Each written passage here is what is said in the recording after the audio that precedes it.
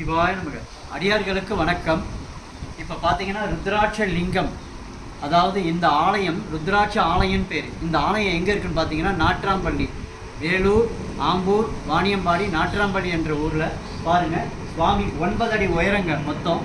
இவர் மட்டும் இந்த இடத்த 3 லட்சம் ருத்ராட்சத்தாலேயே நாங்கள் அலங்காரம் பண்ணி சுவாமியை முழுக்க ருத்ராட்சத்தாலேயே சுற்றி அவருக்கு, அதாவது அடுத்த மாதம் ஜூலை மாதம் 7ஆம் தேதி திறப்பு விழா வைத்திருக்கிறோம்.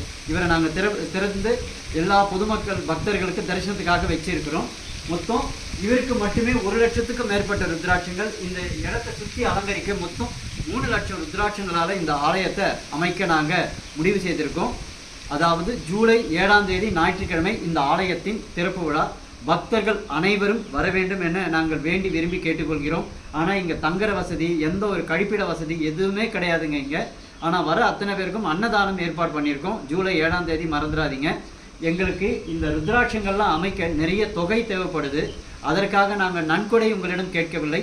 எங்களிடம் நீங்கள் ருத்ராட்சம் வாங்கி கொண்டாலே போதுமானது. அந்த ருத்ராட்சத்தை சேல்ஸ் பண்ணி தான் நாங்கள் அந்த தொகையை வச்சு இந்த ஆலயத்தை அமைக்கிறோம். இந்த ஆலயத்திற்கு இன்னொரு சிறப்பு இருக்குது, அதையும் நீங்கள் வாங்க. இப்போ பாருங்கள், இந்த சிறப்பின் அதிசயத்தை நீங்கள் பார்க்க போகிறீங்க. பாருங்கள்,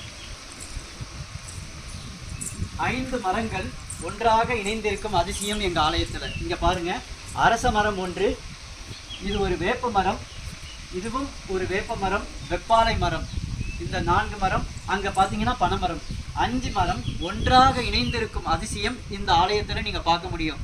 2 மரம் சேர்ந்துருக்கிறத பார்த்துருப்பீங்க, ஆனால் 5 மரங்கள் ஒன்றாக இணைஞ்சிருக்கும். அது கீழே சுவாமி இருக்கார், நாகம்மா இருக்காங்க. இந்த ஆலயத்தின் சிறப்பே இந்த விஷயந்தாங்க. மீண்டும் சொல்கிறோம், இந்த வீடியோவை உங்களால் முடிஞ்சது ஒரு 10 பேருக்கு அனுப்புங்க. எல்லாரும் வந்து ஜூலை 7ஆம் தேதி இந்த இடத்த தரிசனம் பண்ணட்டும்.